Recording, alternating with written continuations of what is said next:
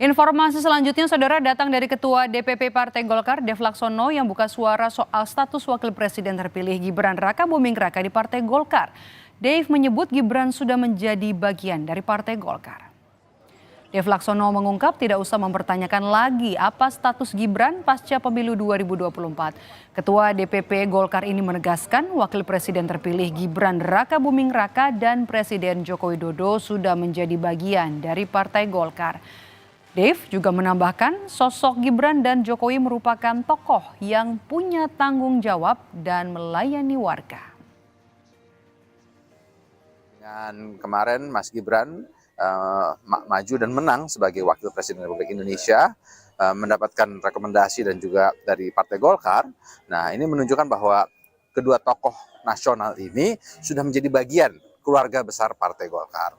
Jadi tidak perlu dipertanyakan lagi, tidak perlu diragukan lagi.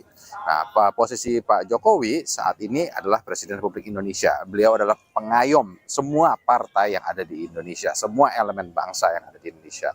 Maka itu dia memiliki tanggung jawab moral dan politik juga untuk memastikan semua proses-proses politik yang ada di Indonesia berjalan dengan baik, untuk memastikan tujuan utama itu adalah melayani masyarakat secara umum dengan baik dan optimal.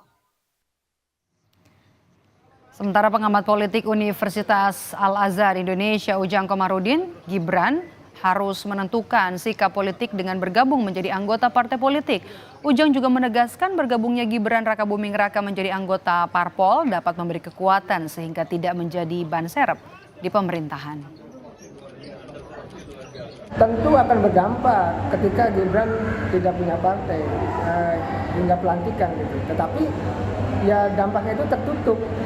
Dampaknya biasanya ya tidak punya kekuatan. Gitu. Tertutup kenapa? Karena ayahnya masih jadi presiden.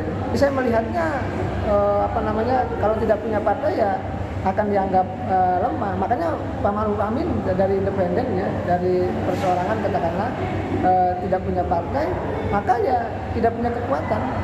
Hanya menjadi tanda petik ya ban serep dalam pemerintahan Pak Jokowi, tidak punya peran banyak, tidak punya peran besar, tidak terlalu berpengaruh dalam pemerintahan di era Jokowi tersebut.